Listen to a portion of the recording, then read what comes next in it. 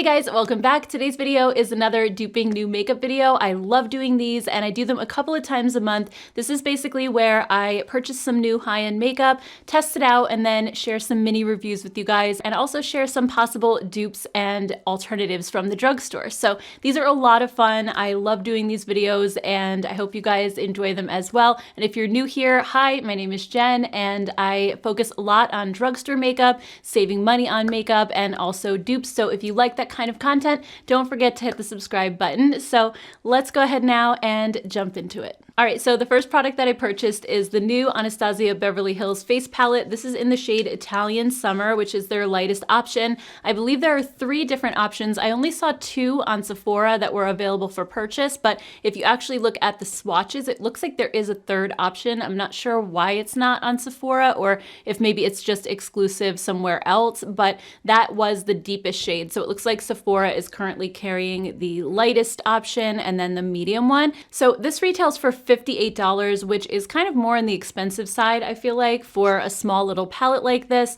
But I have to admit the packaging is absolutely beautiful. I would say as far as the pros go, that's probably my #1 thing here. Also, I think that the powders inside are really blendable and soft. I'm actually wearing the bronzer today, and I really like the color of it a lot. I think these colors are very flattering for my skin tone, and I just really enjoyed working with the powders themselves. So on the negative side with this, I feel like this is something that we have seen a lot for many, many years now. There's been countless drugstore versions of this that have been out for a really long time now, some of which you're gonna see in a minute.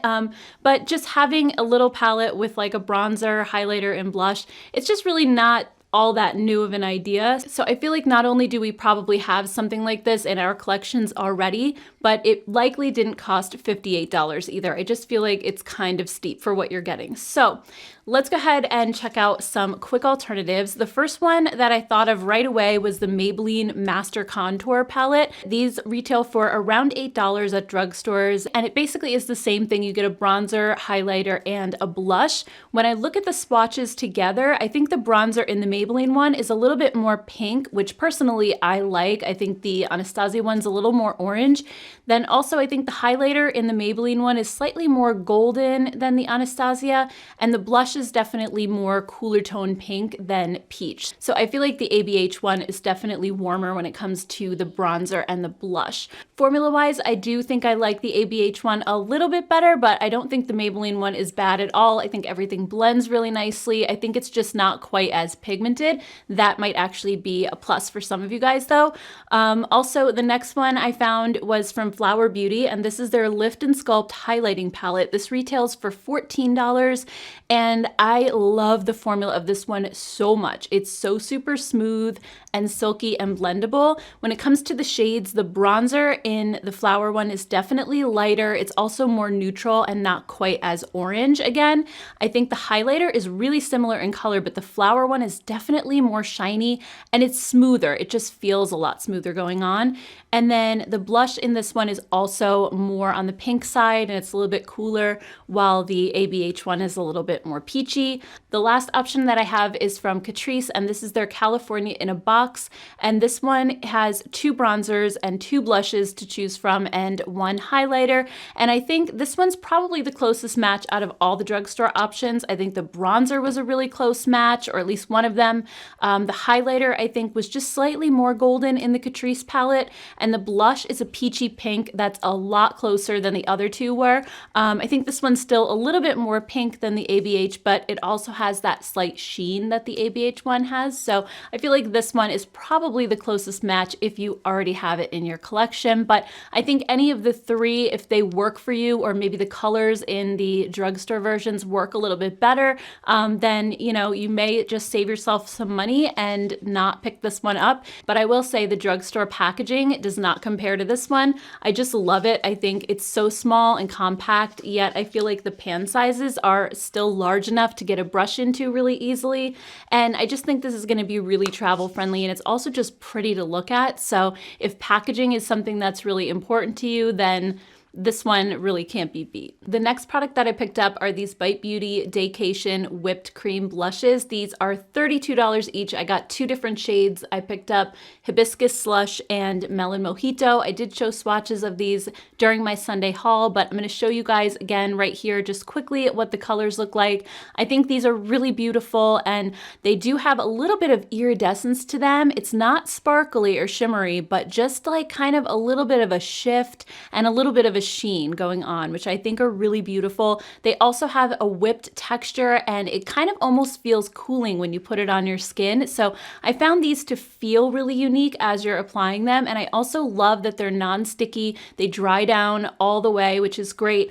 On the downside, I think they're a little bit more on the sheer side, so some people might feel like you have to build it up a little bit more, and I don't find that these build upon themselves super well. I mean, you can do it because they do dry down, but somehow when I was building up, particularly the hibiscus shade, it just seemed to start getting a little muddy on me. I didn't have the same issues with the Melon Mojito shade, so I don't know if it's just this color, but they definitely weren't my favorite formula when it comes to cream blushes. I would say definitely the Tower 28 on the high-end side, or the Milani or the e.l.f. on the drugstore side, definitely have them beat. But the biggest con by far with these is the packaging. So they come in these little round circles that you have to twist off. They have a little squeezy tube, but first of all, they feel like there's nothing in it. When you squeeze it at first, it feels like it's empty, and you really have to like squeeze super, super hard just to get the product out, and that's when they're brand new. I can't even imagine once these run out a little bit or they get down kind of low, how you're gonna get the product out, because I have the worst time just squeezing out a tiny little drop when they're new. So definitely the packaging is a huge fail for me, and it's probably gonna make me not want to reach for these very often, just because it's a pain in the neck just to try to get the color out. So a drugstore alternative that I have for these is one that I find has the exact same type of like iridescence to it. And when I first showed these in my Sunday haul, I had said that I couldn't really think of anything at the drugstore or high end that had that same type of finish. But then when I was looking through my collection, I realized that these do. And these are something that hardly anybody talks about, and even I haven't really talked about them in a long time. And they're these cream blushes from CoverGirl, and these are actually from their Clean Fresh line. They're only $6 each. They're clean, non-vegan, cruelty-free option, very much like Bite Beauty. And they also contain a little bit more product than the Bite Beauty at 0.5 ounces versus 0.33. Not only that though, the packaging is just so much easier to work with. They come in these squeezy tubes with a really precise applicator that's really thin at the bottom. So I find that it's super easy to control how much comes out of these tubes. They're also not like really watery, so they're a little bit more on the thicker side. You can really control how much comes out really easily. The biggest difference would definitely be the formula though. These don't have that moussey kind of texture. They're a little bit more like a traditional cream blush or a liquid cream, but they do dry down all the way, which is super important to me. I don't like something that stays sticky on my cheeks, and they're really easy to build up. And also I find these to be a lot more pigmented than the Bite Beauty as well. So let's take a look at some quick comparisons. The first one is Hibiscus Slush from Bite Beauty versus Ripe and Ready from CoverGirl. These are not exactly the same color, but very similar, I think, once you blend them out on your cheeks. I think the Bite one might be just a little bit more pink, and again, the CoverGirl has a bit more sheen to it in the swatch, but once it's actually blended out and dries down, it's not quite as shiny as it looks, and I think once they're on your cheeks, they look really, really similar. Again, I do think the CoverGirl one is just slightly deeper though. And then the second one is Melon Mojito from Bite Beauty versus Butterflies in the CoverGirl. And again, these are not exactly the same shade, but I think both of them have that kind of peachy tone. The CoverGirl one is a little bit deeper, and again, definitely more pigmented. And I did use the same amount of product, so I think that's probably why the CoverGirl one looks a little darker. I probably could have gotten away with using a little bit less of the CoverGirl, and maybe they would look a little bit more equal. But overall, I really love these CoverGirl blushes, especially as an alternative to these, because I think they do give you that slight bit of glow and sheen on your cheeks that the Bite Beauty ones have, but the packaging is so much easier to work with. And I just like the formula a little bit better too. I just find that they build upon themselves easier, and these are really nice and long lasting as well. Next up, let's let's talk palettes. I have the new Natasha Denona Zendo palette. So this one retails for $65. It's one of her midi size ones, so it's not the huge $129 version, which I was really happy to see. And I like this one. I like the color story a lot. I think it is colorful without being super bright, plus it has some basic neutrals as well. So I think that makes it really versatile. You can get a lot of looks out of it. It's like half warm toned, half cool. I would say even like more than half warm toned with a few cool tones sprinkled in. You do have like these really beautiful turquoisey shades and the mint green. So those are a little bit cooler, but I think for the most part, it's definitely a warm tone palette. The formula for the most part also reminds me a lot of the Glam palette. The shimmers aren't super intense and foiled. You really only have one topper shade, Yuma, down here, which is actually what I'm wearing on my eyes today. I put this green one here on the outer corner, and then I used this brown one for my crease today. I just did a really simple look. But one thing that I did want to mention that I think is kind of a negative for me with this palette is that 4 of the matte shades are the cream to powder formula, which you see like in the Metropolis palette, it's in the Biba palette, and those are not my favorite. I think they start out good and they're a little bit more on the sheer side and kind of meant to be layered with other shadows, but I think the problem is that over time, those cream shadows can dry out a bit, and then when I go to reach for this palette, like in 2 months, 3 months, they feel much harder and difficult to pick up. So that's really the biggest downside for me with this palette, is just that there are 4 of those shades in here because they're not my favorite. But other than that, I do think it's beautiful. I haven't had a lot of time to play with it yet, but I did want to share some comparison swatches with you guys because there are a lot of palettes that I could think of that really seemed very similar to this that you might already have. So let's start out with the first one that I thought of immediately, which is the Urban Decay Born to Run palette. This one, at a glance, you have a lot of the same colors. I feel like the Born to Run palette looks like a larger version of Zendo. And when you look at the swatches, I think towards the right-hand side of your screen, I've swatched all the ones that were really, really alike. There's a lot of very spot-on color matches. But then towards the very left side, I really couldn't match like the red shade in the Zendo palette. It's kind of more of a magenta shade in the Born to Run. And then I couldn't match the mint green shade either. But I think for the most part, you do have a lot of the same shades in Born to Run. Also, the Nabla Secret Garden palette. This is one that I got a lot of requests for, and I agree. I think the color story looks super, super similar. I think the background of the palettes throws me off a little because the Secret palette has that white background, but when you look at the swatches, I think they are super similar. I couldn't match that matte red again in the Zendo palette or the peachy shade. I think they're more pink tones in the Nabla palette, but otherwise I think the vibes here are really, really similar. Another one I got a lot of requests for was the Kaleidos Club Nebula palette, and you know, looking at them side by side, I didn't think that they had as much in common as the first two did. And when I swatched these out, I think that they do have the same kind of colorful vibe, but not a lot of exact color matches. Although I have to say this was one of the dupes I found where the red and the peach shades actually matched up pretty well. Another palette I got so many requests for was the bronze palette from Natasha Denona. A lot of you guys on Instagram were saying that the Zendo looks like the bronze palette almost exactly, but just with those few cool tones thrown in. So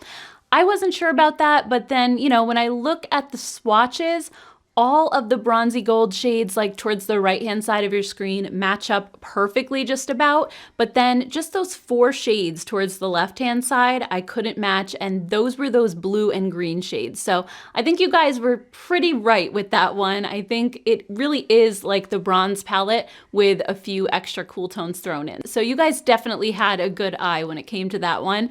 And I also got a lot of requests to swatch it next to Metropolis from Natasha Denona as well. I think, again, they do look really similar when you look at them side by side. I always felt like the Metropolis was kind of more of a deeper, more sort of fall color story, but this was a situation where once I saw them swatched together, it blew me away. I think they are so close with just the exception of a few slight color variations. I think you could get a lot of really similar looks out of either one of these palettes. I think they're super, super similar. So the Metropolis palette is definitely a lot more expensive. So if that was one that you always had your eye on, the Zendo is definitely a more affordable option. Not that $65 is an affordable palette per se, but it's at least a lot better than what the Metropolis costs. So anyway, those are all of the dupes slash alternatives that I found for the Zendo palette. Moving on, I do have one more brand new palette, and that is from Violet Voss. This is the Cool Vibes palette. I haven't really heard a lot of people talking about this. I don't even think I saw it on Trend Mood, which was weird, but I did see it on the Sephora website, and this is a beautiful 10-pan palette with beautiful cool tones. It's also $30, so it's not super expensive for a high-end palette. And I just love the cool toned color story of this one. It is so pretty. I also love Violet Voss's formula. I think it's super silky. The mattes are incredibly blendable and soft. I think the shimmer shades are really creamy. They're not chunky at all and just really smooth. There's no topper shades in this palette. So I just really loved everything about the formula. I don't have any negatives when it comes to this one at all. I think it's just gorgeous. But that being said, there have been quite a few cool tone palettes that have come out over the past year or so that I wanted to do some comparisons with. The first one being the Natasha Denona Glam palette. So this is one of my favorite cool tone palettes in my collection, and when I looked at them side by side, I wasn't really sure how close they would be, but when I swatched them out, I definitely saw a bit of overlap with these two. Even though they're not shade for shade dupes, I think they're close. And even though they're both considered cool tone palettes, I think both do have some warmer browns or bronzes in them as well. So that's another thing that makes these kind of similar. Another cool tone palette I thought of was ColourPop's Stone Cold Fox. It's funny because this is supposed to be a more affordable brand, but the ColourPop one is actually a little more expensive at $34, but it does have a lot more shades in it as well. So anyway, this one I was actually able to dupe many of the shades in the Violet Voss palette. So I think if you have Stone Cold Fox, you can probably cross the Violet Voss one off your list, unless you like a more edited down palette, because I think some of you I know have told me you don't like these big, huge palettes, that it just makes it a little bit more difficult to pick what shades you want to use on any given day. So I think the Violet Voss palette is definitely a little bit easier and more manageable when it comes to that. So that could be a good option if you thought that Stone Cold Fox was a little too big. Also, I just wanted to quickly compare it to the Melt Mary Jane palette. This one came out very recently. I am honestly not a big fan of it. I didn't like the formula. I thought that the shimmer shades were way too crumbly, way too much fallout. A lot of shades were getting hard pan as well. And honestly, I think the Violet Voss palette blows it away in terms of formula. But that being said, there really isn't a whole lot of overlap between these. I think the Melt palette has quite a few greenish tone shades to it, while the Violet Voss basically sticks to grays and browns for the most part. So I really didn't think these two were super similar. All right, and then last but not least, we have these new Bare Minerals Mineralist Lip Gloss Balms. These are $20 each, and I got 2 shades to try. I really love Bare Minerals as a brand. I wish more people talked about them because I just think their products are so good and so solid. They might not be like the most trendy thing in the world, but I just think the quality is there, and everything I've tried just really works well for me. So anyway, I really, really love these a lot. I think on the pro side, they have a really silky, kind of liquid lip balm-like feel to them. They're very hydrating, they're not sticky, but they also feel like they grip well to your lips at the same time, even though they're not sticky. I think they just feel like they're not gonna wear off immediately. They're not like super slick or slidey. I think they hydrate nicely. They make your lips look a little bit more smooth. But on the negative side for me is the smell with these. And I've seen so many online reviews at Sephora that say that the smell is amazing, that they love it. To me, this is gonna sound super weird, but to me, these kind of smell like, remember that old gum, like from the 80s? If you grew up in the 80s or 90s, Big League Chew. I don't know if they still make it, but they had a couple different flavors. And this reminds me of, I think there was like a berry flavor or something. It smells kind of like that, like a berry flavored bubble gum and nail polish. It's the weirdest combination, but I think it's the nail polish part that gets me the most. Like the nail polish part doesn't hit you right away. At first you just smell like a berry candy kind of smell, but then it's like after that, you kind of get this whiff of nail polish, and it's super weird. and I hate the smell of nail polish, so that's one thing that I really do not like about these. But thankfully, once you put them on, you don't really smell it anymore. You just kind of smell it as you're applying it, and it's a little bit gross. But I do overall enjoy the formula of these a lot. They do, however, remind me quite a bit of the Neutrogena Hydra Boost Hydrating Lip Shines. These are so similar in that they have that same kind of like thicker, more cushiony feel where they really feel like they grip to your lips. They kind of smooth everything out, and they're more of like a liquid lip balm versus an actual lip gloss where they feel sticky. And these also have no scent to them, so that's definitely a bonus. Then these are only about $7 at Target or your local drugstore. So I think these are a great alternative and very, very similar. So I have actually 2 shades that I thought in the tube at least looked really similar to the Bare Minerals ones. But as it turns out, I don't think they're exact matches. On the left-hand side, I have the Bare Minerals one in Ingenuity versus Almond Nude in the Neutrogena. And I think the Almond Nude is just a little bit more brown and Ingenuity is a little more pink. And then on the right-hand side, you have Imagination from Bare Minerals versus Vibrant Raspberry in the Neutrogena. And I definitely think the Neutrogena is a little bit brighter of a pink than Imagination. And honestly, there might be some better matches out there. I don't have all the shades of the Neutrogena, so you might find one that's a little bit closer, but this is just kind of what I had in my collection. But yeah, I do think these are incredibly similar, and really you could save your money and just buy the Neutrogena ones, and I think you would be very happy because they're one of my favorite lip glosses at the drugstore. All right guys, so that's everything. I hope you enjoyed this video and found it helpful. If you did, don't forget to hit the thumbs up button, and also I'd love to hear your thoughts on these down in the comments below. If you've tried any of these new products and what your thoughts are on them, or if you've tried some of the dupes that I've shown and what your thoughts are on those as well. Thank you guys so much for hanging out with me today. As always, if you haven't subscribed to my channel yet, please don't forget to hit that subscribe button before you go, and I'll see you all in my next one. Take care, guys. Bye.